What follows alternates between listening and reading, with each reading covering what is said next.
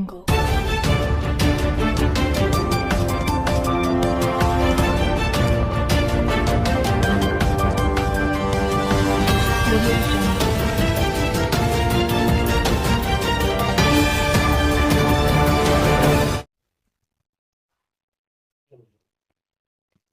To మన Bheemili news. ముందుగా bulletin లో హెడ్లైన్స్.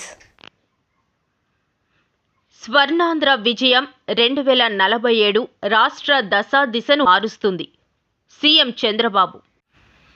ముఖ్యమంత్రి చంద్రబాబు నాయుడుని మరోసారి పొగడ్తలతో ముంచెత్తిన deputy CM Pawan Kalyan. Swarnandhra mission 2047 document రూపకల్పన వెనుక సీఎం చంద్రబాబు కృషి చాలా ఉంది. ఏపీ ఆర్థిక శాఖ మంత్రి పయ్యావుల కేశవ్. ఎన్నికల ముందు ఆర్భాటంగా ప్రచారం చేసిన సూపర్ 6 హామీలు అమలు చేయడంలో కూటమి ప్రభుత్వం విఫలం. ఆసుపత్రి నుంచి డిశ్చార్జ్ తర్వాత 11 నిమిషాలు ఆడియోను విడుదల చేసిన మోహన్ బాబు. కూటమి ప్రభుత్వ 6 నెలల పాలనలో మోసాలు, అరాచకాలు తప్ప ప్రజా సంక్షేమం ఏమాత్రం లేదు. మాజీ మంత్రి. నిషేధిత ప్లాస్టిక్ వాడకాన్ని పూర్తిగా తగ్గించి పర్యావరణ పరిరక్షణకు అందరూ కృషి చేయాలి. 74వ వార్డ్ కార్పొరేటర్. మధురవాడ జాతర శిల్పారామంలో రాష్ట్ర చేనేత వస్త్ర ప్రదర్శనను ప్రారంభించిన భీమిలి ఎమ్మెల్యే గంటా శ్రీనివాసరావు. రైతు సమస్యల పట్ల జిల్లా కలెక్టరేట్ వద్ద చేపట్టిన నిరసన ర్యాలీలో పాల్గొన్న పాలకొండ మాజీ ఎమ్మెల్యే కళావతి. విశాఖలో వైసీపీ ఆధ్వర్యంలో శుక్రవారం అన్నదాతకు అండగా విశాఖ వైసీపీ నాయకులు ర్యాలీ. స్వర్ణాంధ్ర విజయం 2047 రాష్ట్ర దశ దిశను మారుస్తుందని సీఎం చంద్రబాబు అన్నారు. విజయవాడలోని స్వర్ణాంధ్ర 2047 విజన్ డాక్యుమెంట్ ఆవిష్కరణ సందర్భంగా ఏర్పాటు చేసిన కార్యక్రమంలో ఆయన మాట్లాడారు. అన్ని డిపార్ట్మెంట్ని సమీక్షలు చేసుకున్నాం. గాడి తప్పిన పరిపాలన ఘాట్లో పెట్టాం. ఎక్కడికక్కడ సమస్యలన్నీ పరిష్కారం చేసి 1-2 కాదు, అనేక చిక్కుముడులేసే పరిస్థితికి వచ్చారు. రాష్ట్రాన్ని పూర్తిగా విధ్వంసం పాలు చేసే పరిస్థితికి వచ్చారు. ఒక్కోసారి మాకే అర్థంగా నాకు అనుభవం ఉందిగా, 4వసారి ముఖ్యమంత్రిని. ఎప్పుడు కూడా ఇన్ని ఇబ్బందులు నేను ఎప్పుడు ఎదుర్కోలేదు. అన్ని ఇబ్బందులు సృష్టించారు. అన్ని ఇబ్బందుల్ని ఎదుర్కొని నిన్న మీరు చూస్తే నిన్న మొన్న కలెక్టర్స్ కాన్ఫరెన్స్ పెట్టుకున్నాం.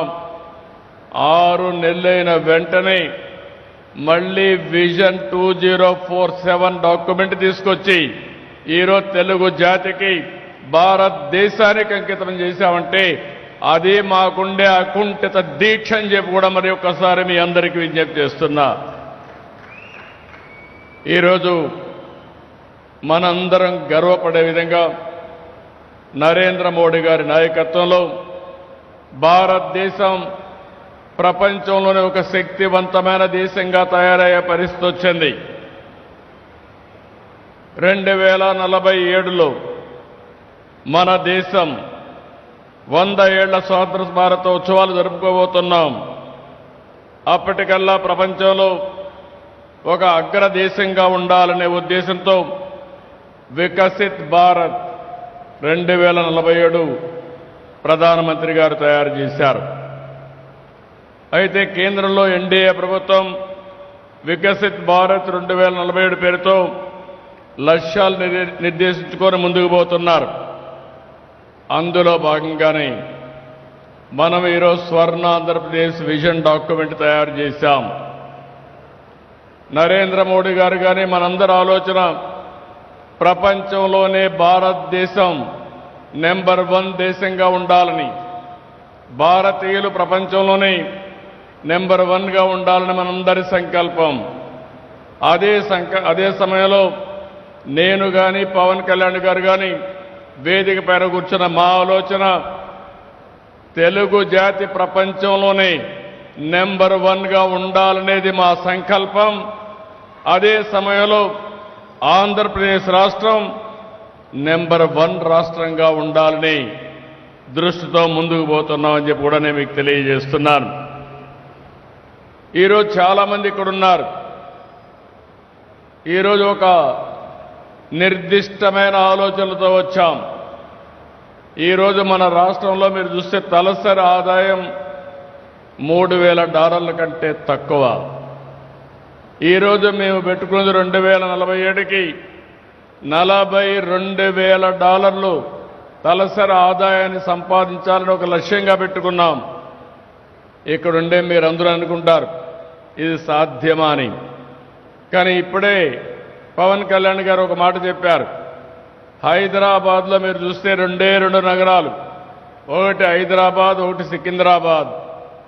ఆ రోజు ఆలోచించాం ఏదైతే ముఖ్యమంత్రి చంద్రబాబు నాయుడుని మరోసారి పొగడ్తలతో ముంచెత్తారు deputy CM Pawan Kalyan. Swarnandhra vision 2047 ఆవిష్కరణ వేదికగా సీఎంపై పవన్ ప్రశంసల వర్షం కురిపించారు. కానీ ఇవి దిక్సూచి, మనం ఏ డైరెక్షన్లో వెళ్ళాలి, ఏ వైపు వెళ్ళాలనేది మనకు చాలా క్లియర్ కట్గా అవసరం. అది వ్యక్తిగా కావచ్చు, సమాజానికైనా కావచ్చు. నారా చంద్రబాబు నాయుడు గారు 90స్లో నేను హైదరాబాద్కి షిఫ్ట్ అయినప్పుడు, ఆయన ముఖ్యమంత్రిగా అయ్యి కొన్ని సంవత్సరాలు అయిన తర్వాత రోడ్ల మీద వెళ్తున్నప్పుడల్లా మాకు 2020 విజన్ స్టేట్మెంట్ అనేది ఎప్పుడు ఉండేది. ఆ తర్వాత కొద్ది కాలం తర్వాత హైటెక్ సిటీ అని ఒక బిల్డింగ్ కట్టారు. నేను ఆ డాక్యుమెంట్ కొంత చదివాను, కొంత నాకు నా స్థాయికి అది అర్థం కాలేదు. నేను నా ప్రపంచంలో ఉన్నాను, బయట ప్రపంచం నాకు ఇంకా తెలియదు. కానీ ఆయన తన కోసం కలలు కనలేదు. తెలంగాణ, ఆంధ్రప్రదేశ్, ఉమ్మడి ఆంధ్రప్రదేశ్ కోసం కలలు కన్న ఒక మహానాయకుడు. ఆ రోజు కలలు కన్నప్పుడు చాలామందికి అర్థం కాదు. ఇక్కడున్న వ్యక్తుల్లో, చిన్నపిల్లల్లో కానీ ఎవరో ఒకళ్ళు ఒక 2047కి నేను ఇది అవుతానంటే ఈరోజు హాస్యాస్పదంగా ఉండొచ్చు. మనకి కాలానికి ముందుకెళ్ళి చూస్తే ఆ సాధించిన తర్వాత అప్పుడు ఈరోజు నీ మిషన్ స్టేట్మెంట్ విలువ అర్థమవుతుంది. అలాగా 2020 విజన్ స్టేట్మెంట్ ఇచ్చినప్పుడు అదే మాదాపూర్లో అదే చోట్ల మేము ట్రైనింగ్ కనో లేదంటే రకరకాల వెళ్ళేవాళ్ళం ఆ రాళ్ళు రప్పలు చూడడానికి. మేమందరూ రాళ్ళు రప్పల్ని చూస్తే ఆయన ఒక సైబర్ సిటీని చూశారు, ఇంకొక నగరాన్ని దర్శించారు. సరికొత్త నగరాన్ని చూడటం అంటే ఏంటంటే, ఒక నగరాన్ని నిర్మించిన వ్యక్తికి డబ్బులు రావు, గుర్తింపు రాదు. తాజ్మహల్ రూపకర్తకి పేరు తెలియదు మనకి, కానీ తాజ్మహల్ గుర్తుండిపోయింది. తాజ్మహల్ నిర్మాణానికి రాళ్ళెత్తిన కూలీలు ఎవరంటే కూలీలు గుర్తులేరు, కానీ నిర్మాణం గుర్తుండిపోయింది. ఈ రోజున అన్ని లక్షల మందికి ఉపాధి కల్పించే సైబరాబాద్ కానీ, ఆ వచ్చిన బిల్డింగ్స్ కానీ, ఉపాధి అవకాశాలు కానీ, దాని రూపకర్త, దాని శిల్పి, దాని చీఫ్ ఆర్కిటెక్ట్ శ్రీ నారా చంద్రబాబు నాయుడు గారు. నేను 2014 నుంచి రాష్ట్ర విభజన జరిగినప్పటి నుంచి నేను ఎందుకు ఆయన ముఖ్యమంత్రిగా ఉండాలని కోరుకున్నానంటే, పాలిటిక్స్లో సహజంగా రాగానే ప్రతి ఒక్కరికి ఒక స్వార్థం ఉంటుంది. నేనేదో అయిపోవాలని. నేనేదో అయిపోవాలని నేను కలగనలా. మీరేదో అయిపోవాలి, ప్రజలంతా ఏదో అయిపోవాలని కలగనలా.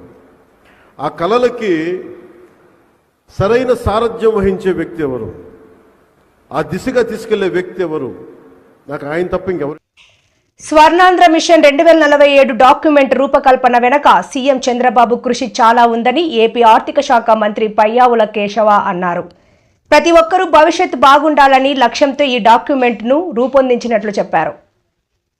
గౌరవ ముఖ్యమంత్రి వర్యులు శ్రీ నారా చంద్రబాబు నాయుడు గారికి, గౌరవ ఉప ముఖ్యమంత్రి శ్రీ పవన్ కళ్యాణ్ గారికి, భారతీయ జనతా పార్టీ జాతీయ కార్యదర్శి రాష్ట్ర మంత్రివర్యులైనటువంటి శ్రీ సత్యప్రసాద్ గారికి, తెలుగుదేశం పార్టీ జాతీయ కార్యదర్శి రాష్ట్ర మంత్రివర్యులు అయినటువంటి శ్రీ నారా లోకేష్ గారికి, సహచర మంత్రివర్యులకు శాసనసభ్యులకు, పార్లమెంటు సభ్యులకు, విచ్చేసినటువంటి అన్ని వర్గాల తెలుగు ప్రజానీకానికి హృదయపూర్వక నమస్కారాలు. ఇదొక చారిత్రాత్మక దినం, చరిత్రని మలుపు తిప్పేటువంటి దినం, రాష్ట్ర ప్రజల భవిష్యత్తుకు దిశానిర్దేశనం చేసేటువంటి దినం. విజన్ 2047ని ఆవిష్కరించినటువంటి ఈ రోజు రాష్ట్రం భవిష్యత్తులో ఏ దిశలో వెళ్ళాలి అనేటువంటి దిశానిర్దేశనం చేసినటువంటి ఈ కార్యక్రమంలో మనం అందరం కూడా భాగస్వాములు కావడం అనేటువంటిది అదృష్టం అనేటువంటిది సందర్భంగా గుర్తు చేస్తా ఉన్నా. ఈరోజు ఆయన ఆవిష్కరించినటువంటి డాక్యుమెంట్ ఏదైతే ఉందో అది కేవలం ఏదో కన్సల్టెంట్లు తయారు చేసినటువంటి పుస్తకాలు కాదు.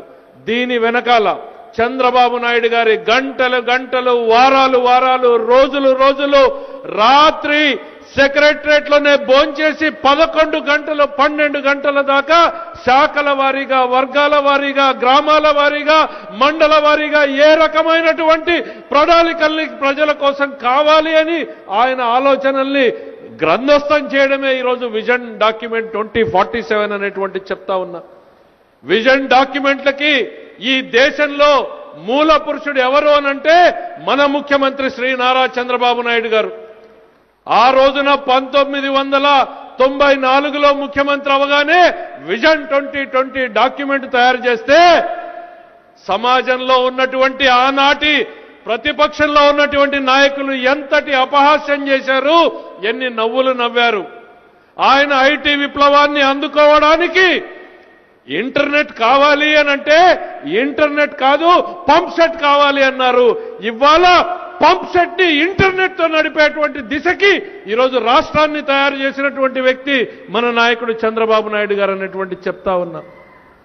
పంప్ సెట్లని కూడా ఈరోజు ఈ విజన్ డాక్యుమెంట్ అంటే ఏ కంప్యూటరో కాదు, కాడి పట్టిన రైతన్నకేం కావాలి అనేటువంటిది, పొలంలో పనిచేసేటువంటి కూలీకేం కావాలి, వారి పిల్లలకేం కావాలి, వారి భవిష్యత్తులో వారు ఎంత ఎదగాలి అనే ఆలోచన చేసేదే ఈరోజు విజన్ 2047 డాక్యుమెంట్ అనేటువంటిది ఈ సందర్భంగా చెప్తా ఉన్నా. 2020 డాక్యుమెంట్లో విప్లవం, ఐటీ విప్లవాన్ని అందిపుచ్చుకోవాలి అనంటే నవ్వారు. ఇవాళ దాని ఫలితాలు చూస్తా ఉన్నాం. మన పిల్లలు, మన తెలుగు పిల్లలు 10 ఇంజనీరింగ్ కాలేజీలని 250 ఇంజనీరింగ్ కాలేజీలుగా విజన్ డాక్యుమెంట్లో చూపించి ఆయన పెడితే దాంట్లో చదువుకున్నటువంటి పిల్లలు ఈరోజు ఐటీ పేరుతో ప్రపంచవ్యాప్తంగా వెళ్ళగలిగారు అనంటే అది విజన్ డాక్యుమెంట్ ని నిజం చేయడము అనేటువంటిది ఈ సందర్భంగా చెప్తా ఉన్నా. ప్రపంచంలో అతి ఎక్కువ సంపాదించేది ఎవరు అమెరికాలోనంటే మన తెలుగు పిల్లలు అనంటే దానికి కారణం ఆ రోజు పెట్టిన ఎన్నికల ముందు ఆర్భాటంగా ప్రచారం చేసిన సూపర్ 6 హామీలు అమలు చేయడంలో కూటమి ప్రభుత్వం విఫలమైంది. ఏమీ చేయకపోయినా అన్ని చేసినట్లు అసత్య ప్రచారాలు తప్ప ఈ 6 నెలల్లో కూటమి ప్రభుత్వం చేసిందేమీ లేదు అని మాజీ AP Telugu academy chairperson Lakshmi Parvathi అన్నారు. ఈ మేరకు ఆమె మీడియాతో మాట్లాడుతూ న్యాయం చేసింది. ఈరోజు దళారుల వ్యవస్థ ప్రవేశించింది. ఈ దళారుల వ్యవస్థ ప్రతి రంగంలో కూడా దళారులు ప్రవేశించారు. అందులో ఈ వ్యవసాయం ముఖ్యంగా ఈ వరి అమ్మకాల్లో కూడా రైతులు ఎంత నష్టపోతున్నారంటే 300 రూపాయల నుంచి 400 రూపాయల వరకు రైతులు నష్టపోతున్నారు. అంటే 1725 నుంచి 1300, 1400 కూడా వాళ్ళకి క్వింటల్కి రావట్లేదంటే రైతు నష్టపోతానే ఉన్నాడు.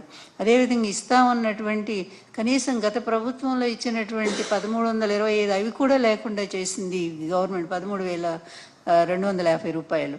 అలాంటిది ఈరోజు దారుణంగా ఈ అన్నమాట ప్రకారం గతంలో ఇచ్చినటువంటి హామీలను కూడా అమలు చేయలేనటువంటి ఒక దుర్మార్గమైన పరిపాలన ఈరోజు సాగుతూ ఉంది. చెప్పాలి అంటే ధాన్యం కొనుగోలు కేంద్రాల ఏర్పాటు మొదలుకొని ధాన్యం సేకరణ వరకు గత ప్రభుత్వం అంటే జగన్మోహన్ రెడ్డి గారి ప్రభుత్వం నిర్వహించిన విధంగా రైతులకి ఈరోజు ప్రభుత్వం ఏమీ చేయకుండా, తెలుసు అతని నైజం అట్లాంటిదే. అతను ఎలక్షన్స్ ముందు మాట చెప్తాడు, ఎన్నికలు అయిపోయిన తర్వాత తప్పుకుంటాడు.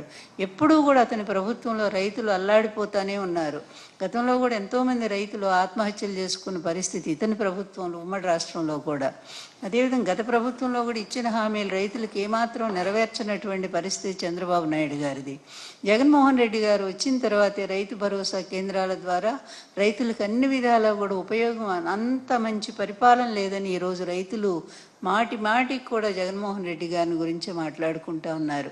అందుకే రైతులకు మద్దతుగా ఈరోజు మా పార్టీ నుంచి అన్ని జిల్లా కేంద్రాల్లో కూడా రైతులకి ప్రభుత్వం ఇచ్చిన హామీ నెరవేర్చాల్సిందేనో, మీరు ఇస్తానన్నటువంటి 20,000 రూపాయలు ఒక్కో రైతుకి ఇవ్వాల్సిందేనని, దానికి అదేవిధంగా మీరు మద్దతు ధర కూడా ప్రకటించి రైతు నష్టపోకుండా పండించిన ధాన్యానికి పూర్తి న్యాయం చేయాల్సిందే అనే విషయం మీద ఈరోజు మా పార్టీ నుంచి అన్ని జిల్లా కేంద్రాల్లో కూడా ధర్నాలు, అదేవిధంగా కలెక్టర్ కార్యాలయాల ముందు కలెక్టర్ గారికి మెమరాండం ఇవ్వటం, ఈ కార్యక్రమం అంతా కూడా నిర్వహిస్తూ ఉన్నారు. ఆసుపత్రి నుంచి డిశ్చార్జ్ అయిన నటుడు మోహన్ బాబు 10 నిమిషాలు ఆడియోని విడుదల చేశారు. కుటుంబ సమస్యల్లో ఎవరైనా జోక్యం చేసుకోవచ్చా? ప్రజలు, రాజకీయ నాయకులు దీనిపై ఆలోచించాలి. అందరికీ నమస్కారం. 2 రాష్ట్రాల్లో ఉన్నటువంటి తెలుగు ప్రజలకు, భారతదేశంలోనూ యావత్ ప్రపంచంలోనూ ఉన్నటువంటి తెలుగు మిగతా భాషలలోని అభిమానులకు, నా శ్రేయోభిలాషులకు, ఆత్మీయులకు, ప్రజాప్రతినిధులకు, 2 రాష్ట్రాల ముఖ్యమంత్రులకు, మీడియా ప్రతినిధులకు నా హృదయపూర్వక నమస్కారాలు. గత 4 రోజులుగా ఏమేమి జరుగుతున్నదని అందరికీ తెలుసు. ముఖ్యమంత్రులు కూడా తెలుసుంటుంది. ఎందుకంటే వాళ్ళు ఎన్నో సమస్యలతో తలమునకలై ఉంటారు. కానీ ఎవరో ఆయన పర్సనల్ సెక్రటరీస్ చెప్పుండొచ్చు. నా హృదయంలో ఉండే ఆవేదన ఏమిటంటే, కుటుంబ సమస్యల్లో ఎవరైనా పర్మిషన్ లేకుండా ఇతరులు జోక్యం చేసుకోవచ్చా? మీరే ఆలోచించండి. 100కి 100% అనాల్సిన అవసరం లేదు. కనీసం 95-99% కుటుంబ సమస్యలు ఉంటూ ఉంటాయి. అంటే మేమంతా నటులం కాబట్టి మా విషయాలు, పాపులర్గా ఉన్నటువంటి రాజకీయ నాయకుల విషయాలు, కొంతమంది ఉన్నవి లేనివి, లేనివి ఉన్నవి చెబుతూ ఉంటారు. చెప్పేవాడు కూడా ఆలోచించాలి, వాళ్ళ మనసులు, వాళ్ళ కుటుంబ సమస్యలు అని. ఇదంతా ప్రజలకు తెలుసు. కానీ ఎందుకులే మన పనులు మనం చేసుకుందాం అని అందరూ సైలెంట్గా ఉన్నారు. ఇప్పుడు ప్రజలు కూడా, కొంతమంది రాజకీయ నాయకులు కూడా ఆలోచించుకోవాల్సిన విషయం. విజువల్స్ చూడండి, టీవీల్లో వస్తున్నాయి, సోషల్ మీడియాలో వస్తుంది. రాత్రి 8 గంటలకు గేట్. కూటమి ప్రభుత్వం 6 నెలల పాలనలో మోసాలు, అరాచకాలు తప్ప ప్రజా సంక్షేమం ఏమాత్రం లేదని మాజీ మంత్రి మెరుగు నాగార్జున వెల్లడించారు. మెరుగు నాగార్జున మీడియాతో మాట్లాడారు. రాయితీలు ఇవ్వటము అది పరిపాటి. మీ ప్రభుత్వం ఏంటో ప్రజల దగ్గర డబ్బులు వసూలు చేస్తూ ఉంది. ఇదా దీపం 2 పథకం సక్సెస్? మీరు ఇస్తున్నది సంవత్సరానికి 1 సిలిండర్, అది కూడా ఎంతమందికి అందుతుందో తెలీదు. మేము 2.72 లక్షల కోట్ల రూపాయలు నేరుగా లబ్ధిదారులకు ఇచ్చాం. ఎప్పుడన్నా మీ చరిత్రలో ప్రజలకు, లబ్ధిదారులకు డైరెక్ట్గా మీరు సహాయం చేసిన దాఖలాలు చెప్పగలుగుతారా? ఈరోజు రాష్ట్ర వ్యాప్తంగా 1.54 కోట్ల మందికి దరిదాపు 4,115 కోట్ల రూపాయలు దీనికి అవసరమైతే 895 కోట్ల రూపాయలు వెచ్చించారంటే దీన్ని ఒక సిలిండర్ ఇచ్చి దీన్ని పథకం అంటారా? ఇది సక్సెస్సా? ఎవరిని మభ్యపెట్టడానికి, ఎవరిని మోసం చేయటానికి ఈ యొక్క పగల్పాలు పలుకుతారని అడుగుతా ఉన్నా. చివరికి అన్నా క్యాంటీన్లు చెప్తారు, సందాలు వసూలు చేసి భోజనాలు పెడతారు. అది కూడా భోజనం ఒకసారి వెళ్ళిన వాళ్ళు రెండోసారి తింటాకి వెళ్ళరు. ఇది పరిస్థితి. దీనికి మేమేదో భోజనాలు పెడతా ఉన్నారని ఇంత దయనీయమైనటువంటి పరిస్థితిలో మీ పరిపాలన ఉంటే చివరికి పేదలు, వృద్ధులు, వికలాంగులు, వితంతువులు, మహిళలు పెన్షన్ని దాదాపు 66 లక్షల నిషేధిత ప్లాస్టిక్ వాడకాన్ని పూర్తిగా తగ్గించి పర్యావరణ పరిరక్షణకు అందరూ కృషి చేయాలని 74వ వార్డు కార్పొరేటర్ తిప్పల వంశీరెడ్డి పిలుపునిచ్చారు. జీవీఎంసీ 74వ ward sanitary inspector Narasingarao ward sanitation సిబ్బంది ఆధ్వర్యంలో సింగిల్ యూజ్ ప్లాస్టిక్ నిషేధంపై 74వ వార్డు పరిధిలో అవగాహన ర్యాలీని నిర్వహించారు. అందరి భాగస్వామ్యంతో పర్యావరణ పరిరక్షణ. 74 వార్డులో ప్లాస్టిక్ అనర్థాలపై అవగాహన ర్యాలీ. నిషేధిత ప్లాస్టిక్ వాడకాన్ని పూర్తిగా తగ్గించి పర్యావరణ పరిరక్షణకు అందరూ కృషి చేయాలని 74వ వార్డు కార్పొరేటర్ తిప్పల వంశీరెడ్డి పిలుపునిచ్చారు. జీవీఎంసీ 74వ ward sanitary inspector Narasingarao ward sanitation సిబ్బంది ఆధ్వర్యంలో సింగిల్ యూజ్ ప్లాస్టిక్ నిషేధంపై 74వ వార్డు పరిధిలో గురువారం అవగాహన ర్యాలీని నిర్వహించారు. ఈ కార్యక్రమానికి 74వ వార్డు కార్పొరేటర్ తిప్పల వంశీరెడ్డి పాల్గొని నిషేధిత ప్లాస్టిక్ వాడకంపై కలిగే అనర్థాలను ప్రజలకు క్లుప్తంగా వివరిస్తూ ర్యాలీలో పాల్గొన్నారు. ఈ సందర్భంగా ఆయన మాట్లాడుతూ జిల్లా కలెక్టర్, జీవీఎంసీ కమిషనర్ ఆదేశాల మేరకు ప్లాస్టిక్ రహిత నగరంగా తీర్చిదిద్దడంలో ప్రతి ఒక్కరూ భాగస్వాములు కావాలని ప్రజలకు పిలుపునిచ్చారు.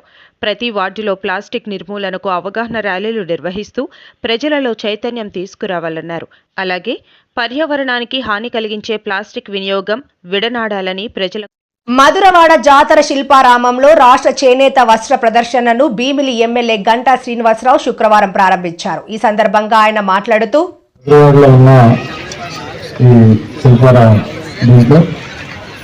చేనేత వస్త్ర ప్రదర్శన ఏర్పాటు చేయటం, దాన్ని ఇనాగ్రేట్ చేసే ఆపత్తికి నాకు కలగడం సంతోషం చెప్పని తెలియజేసుకుంటా ఉన్నాను. మొత్తం దాదాపు 64 పైగా స్టాల్స్ మన రాష్ట్రమే కాకుండా దేశంలో అనేక ప్రాంతాల నుంచి ఈ చేనేతకు సంబంధించిన వాళ్ళ ఉత్పత్తులు, అలాగే హ్యాండిక్రాఫ్ట్స్ కలిపి ఒక 2 వారాల పాటు ఇక్కడ ఈ ఎగ్జిబిషన్ పెట్టుకోవటం చాలా సంతోషం. మొత్తం ఇనాగ్రేట్ చేసిన తర్వాత చైర్పర్సన్లతో పాటు మిగతా నాయకులతో కలిపి మొత్తం అన్ని స్టాల్స్ కూడా చూడటం జరిగింది. మరి మనం గర్వంగా చెబుతున్న విధంగా ఎవరైతే ఆ చేనేత కుటుంబాలు ఉన్నాయో వాళ్ళ నైపుణ్యం, వాళ్ళ శ్రమ అవన్నీ కూడా చూస్తుంటే మా అందరూ కూడా ఆశ్చర్యపరిచేస్తాం. మామూలుగా చేనేత కార్మికులు అంటారు, కానీ నా ఉద్దేశం కార్మికుల కంటే కూడా కళాకారులు కావాల్సిన అవసరం ఉంది. ఎందుకంటే ఆ నైపుణ్యం వాళ్ళు చూపించేది డెఫినెట్గా వాళ్ళ ఆకర్షణాలు, అంత చక్కటి నైపుణ్యం వాళ్ళు చూపిస్తూ ఉన్నారు. చిన్నప్పుడు వినేవాళ్ళం భారతదేశంలో రైతు సమస్యల పట్ల జిల్లా కలెక్టరేట్ వద్ద చేపట్టిన నిరసన ర్యాలీలో శుక్రవారం పాలకొండ మాజీ ఎమ్మెల్యే కళావతి పాల్గొన్నారు. కూటమి ప్రభుత్వం రైతులకు దగా చేసిందని ఆమె మండిపడ్డారు. రైతులకు 20,000 ఆర్థిక సాయం ఎక్కడని చంద్రబాబుని కళావతి ప్రశ్నించారు.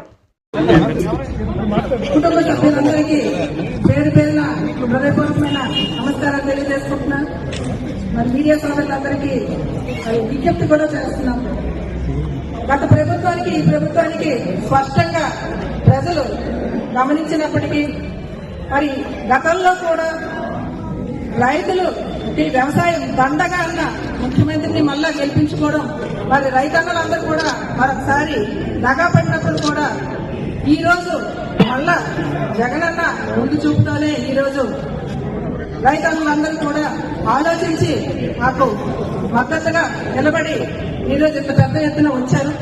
వారందరికీ నేను కోరేది ఏంటంటే ఎప్పుడు కూడా ఈ కూటమిలో కూడా దగాపడిన అన్ని వర్గాల పేద ప్రజలకి అండగా నిలిచే ప్రభుత్వం ఏదన్నా జగనన్న ప్రభుత్వం అని అందరికీ తెలుసు.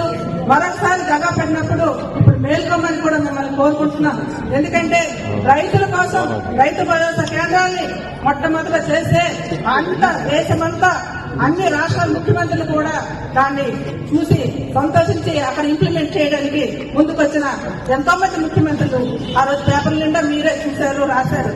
అటువంటి రైతులకి ఈ రోజు మళ్ళా మోసం చేసి ఆ సూపర్ సిక్స్ ని నవరత్న పథకాల్ని కాపీ చేసి సూపర్ సిక్స్ గా మార్చి ఆ సూపర్ సిక్స్ లో మేము 13,000 ఇస్తే మేము 20,000 ఇస్తామని బేరాలు పెట్టుకొని మోసం చేసి మేనిఫెస్టోలో దగా మేనిఫెస్టోగా చేసి ఈ రోజు వాటిని అమలుపరచడానికి మరి గత ప్రభుత్వం తాలూకు అప్పులని చెప్పి మాయ మాటలు చెప్తున్నారు. మరి మీరు చేసిన అప్పులు మా జగనన్న తీర్చి ఈ రోజు ముందుకొచ్చి ప్రజలందరికీ నేరుగా ఇవ్వలేదా అని అనేసి ప్రశ్నిస్తున్నాం.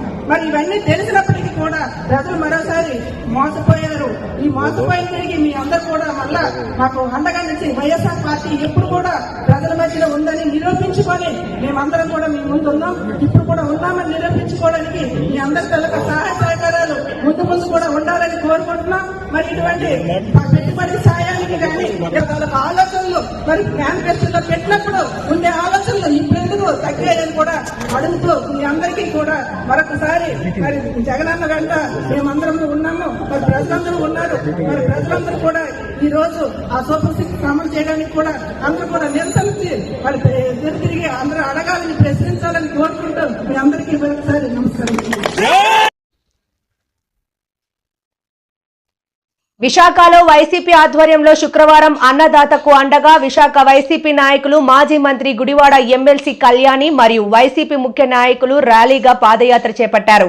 అనంతరం మాజీ మంత్రి గుడివాడ మీడియాతో మాట్లాడారు. దళారుల చేతుల్లో ఎక్కడ నష్టపోతాం అనేటువంటి భయంతో వాళ్ళని బెదిరించి రైతులను బెదిరించి ఈరోజు మద్యం ఎక్కడ పట్టించుకునేటువంటి పరిస్థితి లేదు. ఒక చరిత్రగా రైతులకి తీసుకొచ్చినటువంటి ఆ రోజు జగన్మోహన్ రెడ్డి గారు రైతు భరోసా కేంద్రాలు ఈరోజు నిర్వీర్యం చేసి 2019 ముందుకు ఏ రకమైనటువంటి పరిస్థితులు రైతులు ధాన్యానికి సంబంధించి లేదా ఎరువులకు సంబంధించి సొసైటీల ముందు ఏ రకంగా లైన్లో నిలబడి లాఠీ ఛార్జీలు చేయించుకొని ఇబ్బందులు పడేటువంటి పరిస్థితుల దగ్గర నుంచి వారి గ్రామానికే రైతు భరోసా కేంద్రాలను తీసుకొని వెళ్ళేటువంటి గొప్ప బృహత్తరమైనటువంటి కార్యక్రమం ఆ రోజు వైఎస్ఆర్ కాంగ్రెస్ పార్టీ చేసింది. అందుకే రైతు భరోసా కేంద్రాలను కూడా పునరుద్ధరించాలి, వాటిని మళ్ళీ అమల్లోకి తీసుకొని రావాలి, రైతులకి చేరువ చేయాలి, రైతులు నష్టపోవడానికి వీల్లేదు. వీటన్నిటికన్నా మించి మేము గతంలో వైఎస్ఆర్ రైతు భరోసా కార్యక్రమం కింద 13,500 రూపాయలు సంవత్సరానికి ప్రతి రైతుకి పెట్టుబడి సాయం కింద అందించేవాళ్ళం. మీ ప్రభుత్వం రాకముందు ఏం మాటిచ్చారు? ఎన్నికల్లో రైతులకు ఏం చెప్పారు? మేము అధికారంలోకి వస్తే 13,500 కాదు, సంవత్సరానికి 20,000 ఇస్తామన్నారు. రైతు భరోసా కార్యక్రమం కాదు, మా పేరు అన్నదాత సుఖీభవ అని చెప్పి పెడతామని చెప్పానన్నారు. సూపర్ 6లో ఇదొక హామీ అన్నారు. రాష్ట్రంలో ఉన్నటువంటి దాదాపు 50 లక్షల పైచిలకు రైతు కుటుంబాలకి న్యాయం చేస్తామని చెప్పారు. అయితే 50 లక్షల కుటుంబాలకి 20,000 రూపాయలు చొప్పున పెట్టుబడి సాయం అందించాలంటే 10,000 కోట్ల రూపాయలు ఏదైతే బడ్జెట్లో పొందుపరచాల్సి వస్తే మొన్న పెట్టినటువంటి బడ్జెట్లో కనీసం రూపాయి కూడా బడ్జెట్లో పెట్టేటువంటి పరిస్థితి లేదు. ఖరీఫ్ పోయింది, రబీ వచ్చింది, ఇప్పటికీ కూడా రైతుకి ఆ రైతు భరోసా కార్యక్రమం ఎక్కడ 20,000 రూపాయలు ప్రభుత్వం ఎప్పుడు ఇస్తుందా అని చెప్పి ఈరోజు ఎదురు చూస్తున్నటువంటి పరిస్థితులు. 6 హామీలు అని చెప్పి సూపర్ 6 అని చెప్పి ఇప్పటికే మీ ప్రభుత్వం డక్అవుట్ అయిపోయేటువంటి పరిస్థితి ఉంది. ఎన్నికల్లో ఇచ్చినటువంటి ఏ ఒక్క హామీని 3 సిలిండర్లు అన్నారు ఈ సంవత్సరం